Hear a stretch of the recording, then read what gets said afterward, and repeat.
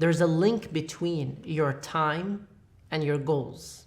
And it's very interesting when we talk about this. A lot of people are perplexed at first, but then they come to a realization that's very important. There's a very crucial link between how you use your time today and the goals that you set for yourself, or you imagine are goals that you desire for the future.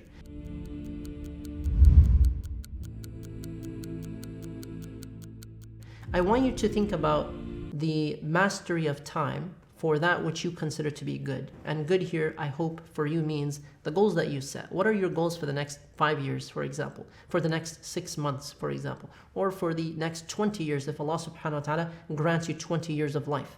These goals, let's call them destinations that you seek. These goals or these destinations have to be made clear to you before you start using your time for other things. So today, if you have habits that are distracting you from your 5-year goals, your 6-month goals, your 3-month goals, you're wasting your time not doing the thing that you know is a priority. Let's take a step back even further. Before you set life goals, which is what many people do, you're supposed to start with the final destination in mind. And I don't mean 20-year destination, your final destination in mind. As a Muslim, your worldview is one of Iman. You believe in Allah subhanahu wa ta'ala. You believe in the angels. You believe in life after death. You believe there are only 2 possible final destinations, and that your destination, the one you seek, is Jannah by the will of Allah. If you start with your final destination first as a Muslim, you're starting off with the belief and the desire to make it to paradise eternally. Then you work your way backwards to this life, to ad-dunya. What are the goals that you need in this life that all add up to and accumulate to and build up to the final destination that you seek? What are the goals that you're setting that are tied to your purpose in this life? And so when you take this step back, you realize that perhaps some of the goals that you've set maybe are due to pressure from society, maybe from parents, maybe from friends, maybe from other people, but they might not be the goals that actually will add up or build up to the destination that you seek at the very end, which is paradise and the pleasure of Allah subhanahu wa ta'ala. When you start with your destinations, 20 years, 10 years, 5 years, 1 year, you have to align them with the purpose of life. Your worldview is one of Iman. You believe in Allah subhanahu wa ta'ala. You believe in a purpose of life. So if your goals are taking you away from the purpose of life, then you're choosing something of low priority over something of high priority. Your existence, why you were created, what Allah subhanahu wa ta'ala commanded you to do. Reassess your goals, start off with your final destination and write it down as an activity for yourself. My final destination that I seek, for example, is, and you might write, paradise. You might have high standards. I pray to Allah subhanahu wa ta'ala to grant us all high standards. My final destination that I seek is the highest level of Jannah. Then work your way backwards. Therefore, in this life, my goals are as follows. Write down your goals. Then make them quantifiable. When do you want to accomplish, for example, this goal? How long will it take? When you set a 1-year goal, from today, you have 12 months, you have a 1-year goal. What do you need to do on a monthly basis in order to accomplish this goal? And most importantly, do you have a strategy in mind?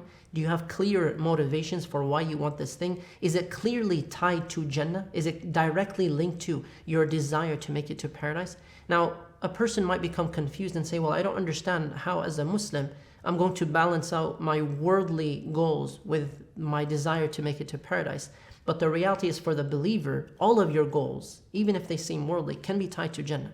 For example, if one of your goals in life, let's say for the next 4 years, is to study or to graduate with a degree, or one of your goals in life is your job, for you to continue sustaining your family with an income, for example, or to start a business, to invest, whatever it might be.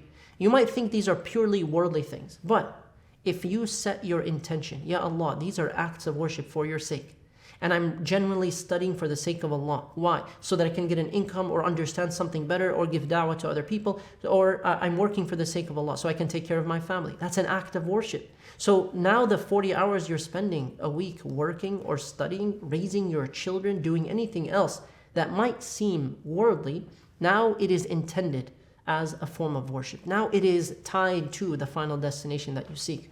What many people do is a seemingly interesting separation between the two. They seem to separate what they want as a goal for this life, and then they set one small pie of everything else, one small slice of the pie for religion or for faith or spirituality in a very secular way. But for us as Muslims, we know that the entire pie itself is our faith. Everything is tied to the afterlife. Everything is tied to religion. For us, deen or our ibadah is everything.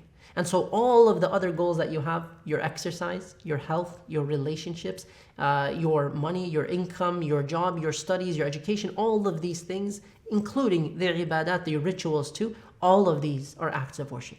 Therefore, your 20-year goals, 10-year goals, 5-year goals, your 6-month goals, they're all tied to paradise.